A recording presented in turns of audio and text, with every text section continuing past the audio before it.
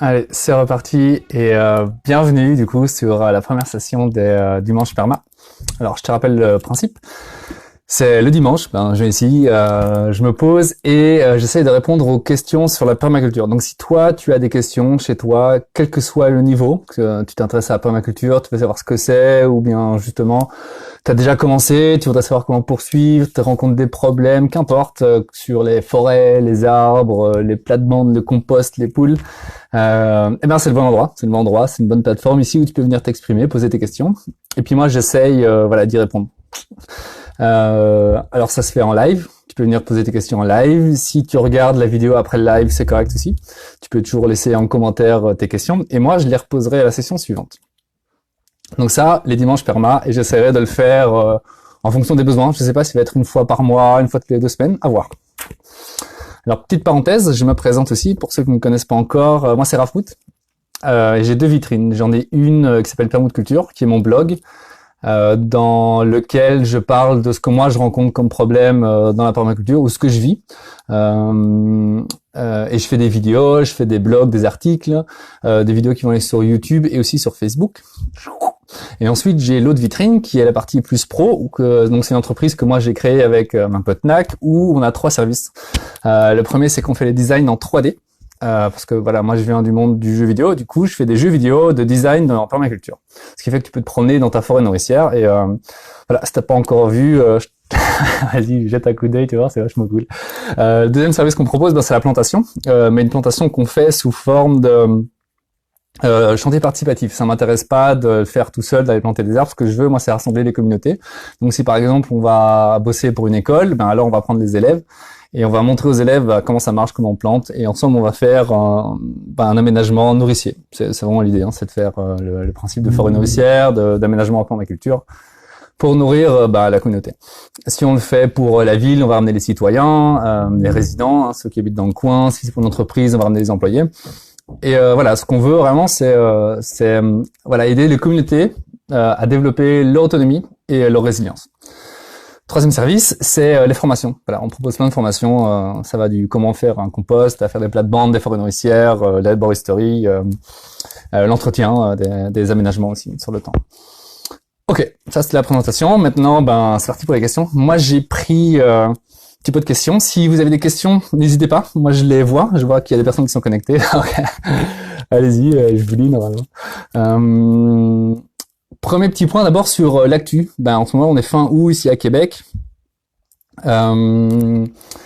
On commence déjà à avoir des productions, c'est cool. Il y a quoi, les courgettes, des haricots, des tomates un petit peu, les cerises. Mais le truc avec les tomates, c'est que voilà, elles ont eu une saison où il a fait très chaud, ce qui fait qu'elles se sont beaucoup plu. Elles ont, elles ont fort grandi. Ils ont fait plein de fleurs, plein de fruits, ce qui fait qu'on a beaucoup de fruits, mais ils sont tous très verts encore. Le problème du coup avec ça, c'est qu'on arrive là tout doucement, en tout cas à Québec, en fin de saison. On a des températures qui sont en dessous des 10 degrés pendant la nuit. Et ça peut amener à certains problèmes. Ce qui fait que si par exemple il y a moins de 13 degrés pendant la nuit ou pendant la journée, pendant plusieurs heures d'affilée, 6, 7, 8, 9 heures, la plante, elle va avoir un petit stress. Et qu'est-ce qu'elle va faire? Elle va aller récupérer le sucre qu'elle a mis dans les fruits. Elle va le mettre dans la tige pour se protéger du froid, justement. Mais le problème avec ça, c'est que ça va te faire des tomates qui auront moins de goût. Sinon, ce qu'on veut, c'est avoir des tomates, voilà, qui quand même bien avoir dans la bouche, quoi. Il y a plusieurs choses que tu peux faire. Si tes tomates sont vertes, laisse-les. C'est ok, il n'y a pas encore tant de sucre, donc laisse-les. On espère que là, dans les semaines qui vont venir, les températures vont remonter un petit peu. Si par contre elles commencent déjà à avoir de la couleur, si elles sont déjà un petit peu jaunes, orange ou rouges, selon les variétés, tu peux déjà les cueillir et les faire mûrir à l'intérieur. Alors ouais, c'est un peu dommage parce que du coup elles seront pas aussi bonnes que si tu les avais cueillies à point. Mais si tu les laisses par le froid là qui y a en ce moment la nuit, elles auront encore moins de goût. Voilà. Donc fais le test. T'en cueilles juste une là qui commence à avoir de la couleur, tu la mets à l'intérieur, tu la laisses mûrir et après tu la comparas à une que tu as laissée, voilà, qui a été dans le froid. Ça c'est un truc que tu peux faire déjà si tu veux avoir un max de goût pour tes tomates malgré les circonstances et le froid qu'il y a en ce moment à Québec. Bon voilà, le thème aussi pour cette session-là que je voulais, c'était le compost. Parce que le compost, j'aime beaucoup. Moi, j'aime beaucoup toute la vie du sol, tu vois. Le réseau trophique, comment ça marche, la fertilité, comment est-ce qu'on passe d'une matière organique, d'une plante, à des nutriments que la plante va pouvoir manger. Donc le cycle, en fait, quoi. Donc j'avais préparé pas mal de questions que j'avais faites lors d'un atelier sur le compost. Et du coup voilà, je les ai là, je les ai presque pas préparés, je les ai juste notés sur un bout de papier, mais j'ai pas trop réfléchi. Donc ça va être un peu de l'impro, on va voir un peu où ça nous mène. C'est parti. Un bout de papier, qu'est-ce qu'il dit? Aérobie versus anaérobie. Ok. Alors, petite explication sur ce que c'est. Ok, l'aérobie, ça veut dire que tu es dans un milieu dans lequel il y a de l'oxygène. Ok, anaérobie, c'est un milieu dans lequel il n'y a pas d'oxygène. Dans un compost, c'est super important d'avoir de l'oxygène. Pourquoi? Parce que c'est dans un milieu aérobie, donc il y a de l'oxygène, que la bonne vie du sol va se développer. Donc c'est celle qu'on aime bien, c'est celle qui va bien décomposer la matière organique et en faire de l'humus, et qui va permettre aux nutriments qui se trouvent dans les plantes d'être restitués in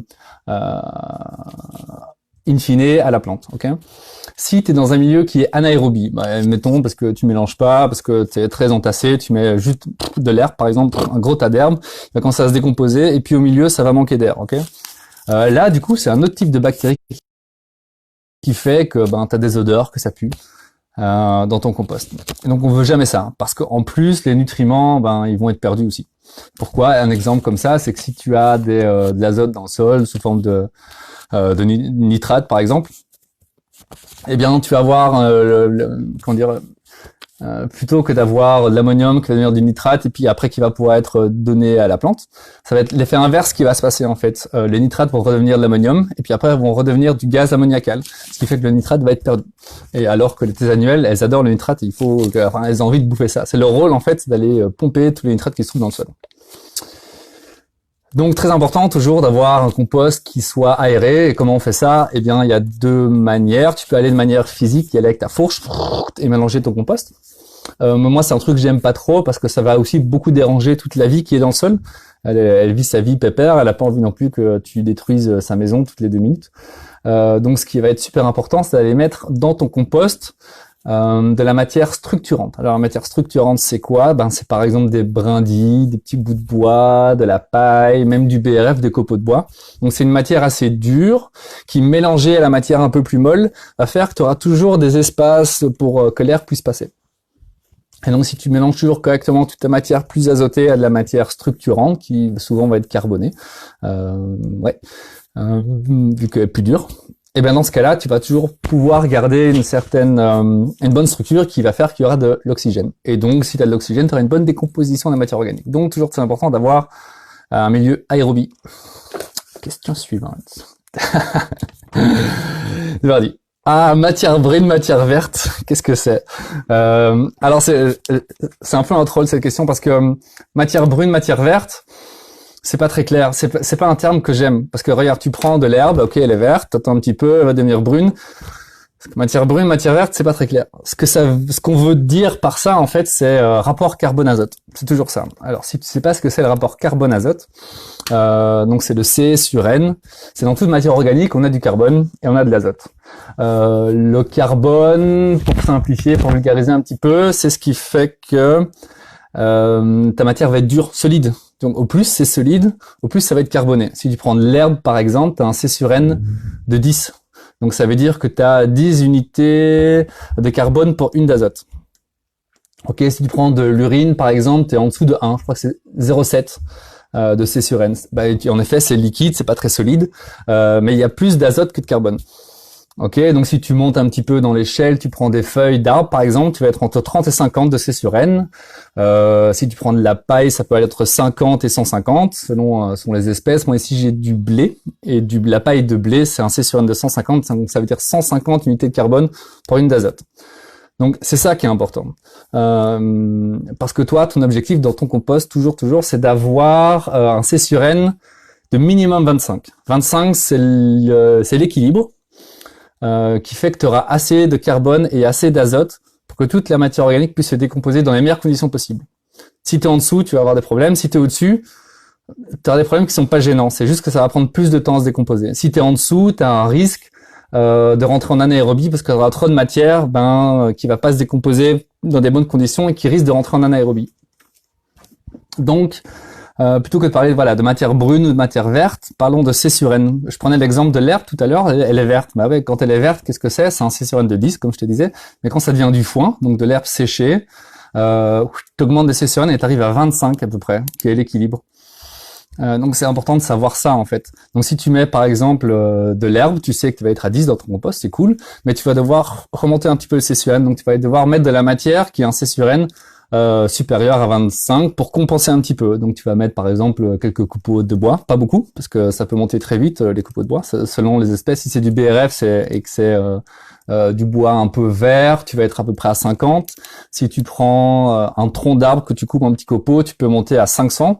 Donc, tu vois, c'est ça qui est important de savoir pour essayer de voir, viser un petit peu l'équilibre de 25. Voilà. Donc, tu mets un petit peu d'herbe, cool, super. Tu mets quelques copeaux de bois, ou tu mets un petit peu de paille, ou tu mets un petit peu de feuilles aussi. Tu mélanges. Toujours avec de la matière structurante. Donc, comme je te disais, les brindilles, les petits bouts de bois, les copeaux, de la paille, que tu mélanges. Et du coup, là, t'es bon. Et ça va se décomposer très vite. Voilà. Matière brune, matière verte. Parlons plutôt de C sur N, rapport carbone-azote. C'est parti. Ah bah justement, je t'en parle matière structurante, matière absorbante. Je t'ai expliqué ce qu'était la matière structurante, c'est ce qui va permettre de garder ton compost aéré. Donc c'est voilà, c'est la matière organique dure qui fait des tiges, qui fait que tu vas pas pouvoir avoir des amas de matière azotée qui va s'agglomérer et dans lequel l'air va plus pouvoir passer et donc créer de l'anaérobie qu'on veut jamais. La matière absorbante, eh ben, tu veux aussi qu'un compost il soit toujours humide. Toujours important. Pourquoi? Parce que la vie dans le sol, pour se développer, elle a besoin d'humidité. C'est comme ça. Elle aura besoin d'oxygène, elle aura besoin d'humidité. Donc, si ton compost il est sec, ben, tu n'auras pas de vie du sol. Si tu n'as pas de vie du sol, la matière organique ne va pas se décomposer. Donc, c'est important, ben, soit tu l'arroses, mais bon, ça devient vite un peu chiant si tu dois l'arroser tous les 2 jours. Donc, plutôt que toi de faire l'effort d'aller arroser ton compost, ce que tu vas faire, c'est que tu vas mettre de la matière absorbante. Donc, c'est une matière organique plutôt carbonée qui va faire office d'éponge et donc qui va garder l'eau et qui va restituer l'eau sur le fil du temps. Un truc qui marche super bien pour moi, c'est le BRF. Le BRF qui est déjà un peu vieux, donc il y a quelques mois, qui s'est déjà un petit peu décomposé au début. Tu sais, du bois, par exemple, c'est très dur parce qu'il y a beaucoup de lignine, mais avec le temps, les champignons vont manger la lignine et garder la cellulose qui est plus molle, qui est vraiment une éponge en fait, quoi. Et donc quand tu mets cette matière carbonée, voilà, ce BRF ou ces copeaux de bois qui ont encore beaucoup de cellulose et plus trop de lignine, eh bien l'eau va pouvoir rentrer, être épongée. Et quand tu mets ça dans le BRF, eh bien l'eau va être restituée petit à petit, ce qui fait que tu auras toujours un compost humide. Voilà, matière absorbante, super importante, matière structurante, hyper importante aussi. Structurante pour l'air, absorbante pour l'eau, qui sont 2 besoins essentiels du compost. On continue? Allez. Retourner le compost, quand, comment? Grande question. Il n'y a pas de règle. Enfin si, mais non. C'est du pif, c'est ça que je veux dire. Il faut comprendre ce qui se passe. Il n'y a pas de une fois par semaine ou une fois toutes les 2 semaines. C'est pas comme ça que ça marche. C'est comme je te disais, c'est indispensable que ton compost soit en aérobie. Il a besoin d'air. Donc si tu viens, tu regardes ton compost, tu prends un petit peu, tu sens et tu sens que ça pue. Donc si tu sais que c'est en anaérobie, si ça pue. Donc tu vas avoir besoin de le retourner obligatoirement et le mélanger à de la matière structurante. Moi, je le mélange juste en surface. C'est-à-dire, regarde, j'ai mon humus, j'ai mon compost qui est là. Lui, j'y touche plus en fait, parce qu'il est déjà décomposé. Et par-dessus, voilà, tous les jours, tous les 2 jours, tous les 3 jours, je vais venir remettre un seau de matière plutôt azotée, parce que c'est mes déchets de cuisine, tu vois, c'est les pelures de pommes, des restes de carottes ou de radis. Je mets dessus. Le problème avec ça, voilà, c'est que si je le laisse comme ça va commencer à se décomposer et ça va s'agglomérer et ça va manquer d'air. Ok, on va rentrer en anaérobie. Du coup, ça va être important à ce moment-là d'aller mettre de la matière structurante et le mélanger. Mais je mélange juste en surface en fait. Et donc c'est régulièrement. Je le fais pas à chaque fois. Je le fais 1 fois par semaine à peu près. Je le fais au feeling en fait. J'ouvre, je regarde mon compost et si je vois que il commence à avoir, tu sais, la matière qui est en surface commence à avoir une sale tronche, je me dis ok, là c'est le moment d'aller mettre de la matière structurante. Je remets un petit peu et je mélange. Mais voilà, juste en surface. Et je vais pas tout retourner. Ce qui est dans le fond, ça marche bien. C'est déjà un bel humus. J'ai pas besoin que ça se décompose plus vite que ça parce que voilà, toute la matière que je vais mettre de la cuisine en 1 semaine, 2 semaines, 3 semaines, selon ce que je vais mettre, ce sera décomposé. Et donc après cette semaine, 2 semaines, 3 semaines, j'ai plus besoin d'y toucher, c'est bon, c'est tranquille. Parce que ça aura déjà été mélangé à de la matière absorbante et structurante, donc fine, tout va bien. continue. Quand est-ce que le compost est prêt? J'aime bien cette question parce que pour moi, le compost, il est toujours prêt. Parce que dans l'idéal, la matière organique qui vient de ma cuisine, je pourrais directement aller la mettre sur ma plate-bande. Je soulève mon paillis, je la mets en dessous, je repose. Mais je l'étale, hein, tu vois, je fais pas un gros tas, tu vois, je l'étale. Et ça se décomposerait petit à petit sur ma plate-bande, et donc tous les nutriments vont être libérés au fur et à mesure et vont permettre à la vie qui se trouve déjà sur ma plate-bande de se développer. Ok. Maintenant, on fait du compost parce que c'est plus facile de contrôler l'oxygène, l'humidité. Ouais, c'est vraiment ça. Et surtout, comme on a de la matière qui est très azotée, qui vient de la cuisine, ça va être important de s'assurer qu'elle est toujours bien mélangée. Donc, je me perds. C'est quoi la question? Quand est-ce que le compost est prêt? Donc, a priori, normalement, tout le temps. Maintenant, il faut comprendre aussi à quelle vitesse les nutriments sont libérés. Donc voilà, j'ai lu une étude qui expliquait, qui regardait surtout l'azote, parce que finalement le compost on le fait beaucoup pour les annuels. Mais dans les 6 premiers mois, l'azote va être libéré sous forme d'ammonium. Ok. Donc c'est une forme que les vivaces vont beaucoup aimer. Donc si tu fais un compost pour tes vivaces, dans les 6 premiers mois, c'est nickel, parce qu'à ce moment-là, c'est de l'ammonium qui est libéré. Qui va être repris à la fois par la vie du sol, mais qui peut être repris par les plantes, les vivaces. Par contre, les annuelles, elles vont préférer plutôt des nitrates. Donc, c'est la forme suivante de l'azote. Donc, ça vient de l'air, ok, ça tombe avec les pluies, ou bien dans la matière organique azotée que tu mets. Ensuite, c'est digéré par des bactéries. Ça devient de l'ammonium, ok. Donc ça, c'est dans les 6 premiers mois, ammonium pour les vivaces, tes arbres et tout ça. Après 6 mois, on commence à avoir des nitrates. Après 6 mois. Donc, si toi, tu veux faire un compost pour tes annuels, si tu veux que ce soit tes annuels qui en profitent, donc tes tomates, tes concombres, tout ça, dans ce cas-là, il va te falloir des nitrates et il va falloir attendre 6 mois. Voilà. Après, tu peux déjà les mettre sous forme d'ammonium. Ça va être là, ça va se transformer sur ta plate-bande, c'est correct. Mais c'est seulement après 6 mois que tu vas avoir des nitrates que tes annuels kiffent. Voilà. Donc, faut juste savoir ce que tu vises. Si tu vises tes vivaces, assez rapidement, tu peux aller les mettre sur tes plates-bandes de vivaces. Si tu vises les annuels, attends 6 mois. Voilà, au moins. Et après, l'azote, sous forme de nitrate, peut être libéré pendant plusieurs années, hein, selon ce que tu mets.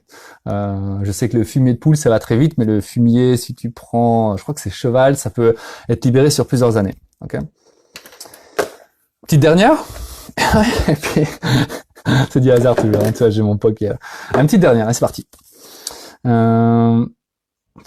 L'humidité du compost, j'en ai déjà parlé, donc je vais en prendre une autre. Donc l'humidité est super importante pour que la vie du sol puisse se développer. Elle est bonne celle-là. Comment attirer bactéries, vers de terre et champignons? Alors, pour moi, l'un des objectifs du compost, c'est d'avoir suffisamment à manger pour toute la vie du sol. Pourquoi? Parce que chaque type de vie du sol a son utilité. Ok, donc tu veux pas juste des bactéries, tu veux pas juste des vers de terre, tu veux pas juste des champignons, tu veux tout. Tu veux les insectes. Donc tu vas devoir attirer tout ça. Si tu mets que de l'herbe, tu auras des bactéries, mais c'est à peu près tout. Donc il faut juste comprendre que pour attirer de la vie dans ton écosystème, que ce soit au potager, au compost, n'importe où, il faut lui donner toujours le gîte et le couvert. Donc il faut lui donner à manger et puis un endroit où il pourra vivre. Ok, donc le compost c'est parfait, c'est un bel endroit pour vivre. Maintenant il faut qu'il y ait à manger pour toute la vie du sol. Donc les bactéries, qu'est-ce que ça mange? Ça va manger la bactérie peut difficilement s'attaquer directement à une matière organique, une plante par exemple. Donc il va falloir que un ver de terre passe par là ou que un champignon passe par là. Et donc les bactéries vont venir s'attaquer aux déjections de ces vers de terre, aux déjections de tous les insectes, aux déjections des champignons aussi. Si maintenant la matière organique est vraiment très tendre, c'est vrai que dans le cas de l'herbe, ça va être possible. Donc là, les bactéries vont pouvoir l'attaquer. Donc ça, c'est OK. Donc tout ce qui est C/N, je dirais en dessous de 20, 25, pour les bactéries, c'est correct. Donc si tu mets juste de la matière très azotée, tu auras des bactéries. Maintenant, les vers de terre, les insectes, ce qui les intéresse, eux, c'est le carbone. OK. Donc, pas du bois. Si tu mets du bois, un ver de terre, il va pas pouvoir faire grand-chose. Donc il va falloir trouver de la matière organique qui a un C/N entre 30 et 50. Donc du carton, c'est parfait, des feuilles, c'est parfait. Ça, c'est de la matière organique que les vers de terre vont pouvoir consommer directement, ainsi que les insectes. Maintenant, si tu veux des champignons, il faut un C/N supérieur, donc 50 et plus. Ce qu'il y a, c'est que si tu mets juste des feuilles, tu vas peut-être avoir quelques champignons, mais il n'y a pas grand-chose à manger pour eux, donc ils vont pas pouvoir se développer autant que si tu mettais des copeaux de bois, par exemple, ou de la paille. Donc voilà, dans ton compost, c'est important de pas juste avoir de la matière qui vient de matière organique qui vient de ta cuisine, mais aussi d'avoir eh bien des feuilles par exemple, donc du carton, peut-être des pelures. Par exemple, quand j'ai du maïs, tu vois, j'ai l'épi de maïs, et bien autour, j'ai une matière qui est un peu plus carbonée. Ça va être cool aussi pour les vers de terre, pour les insectes. Et maintenant, je voudrais toujours des champignons aussi. Donc moi, je mets du BRF et de la paille, toujours. Parce qu'en plus, c'est absorbant et structurant, comme je te disais. Donc avec ça, j'aurai plein de champignons, j'aurai plein de bactéries, plein d'insectes et de vers de terre. Donc c'est parfait. C'est ça que je veux avoir dans mon compost. Parce qu'après, c'est cette vie-là que je vais aller mettre sur mes plates-bandes. Parce que dans mes plates-bandes, elles auront un rôle bien spécifique. Exemple, les vers de terre, ils vont aérer mon sol. Les champignons, ils vont aller structurer toute la matière. Et les bactéries, ben au final, c'est les bactéries qui vont aller récupérer tous les nutriments. Et puis, si tu as des bactéries, tu auras les prédateurs des bactéries, les nématodes, protozoaires, qui vont manger les bactéries, faire des déjections de bactéries. Et ça, cette partie-là, c'est ça en fait qui est la nourriture pour les plantes. Donc, c'est important d'avoir voilà tout ce réseau trophique, toute cette chaîne alimentaire là de la vie du sol, et d'avoir ça va des bactéries aussi, mais ça va jusqu'aux champignons. Et voilà, c'est important d'avoir tout ça. Mais je vais m'arrêter là pour les questions. J'avais dit une demi-heure, je sais pas combien de temps j'ai mis, mais ça me fait plaisir. J'aime bien. On gardera les autres questions pour une autre séance. Je sais pas s'il y a des questions. Laisse-moi juste voir. Ouais. Okay. Je vais terminer là-dessus. S'il y a des questions et que j'ai pas vu les questions, je les poserai à la session suivante. Moi, je referai ça, peut-être pas le dimanche prochain, peut-être dans 2 semaines, 3 semaines, 4 semaines, je sais pas. Mais je ferai un event. Suivez. Je vous invite du coup à suivre mes 2 pages qui sont à la fois permaculture et conception permanourricière parce que c'est là-dessus que je mettrai des informations. Si ça t'intéressait ce que je disais sur le compost et que tu veux en savoir plus, là en septembre et octobre, ça va être la période où moi je vais faire pas mal de formations sur les composts. Donc suis mes pages. J'afficherai toutes les formations que je vais faire ici sur Québec.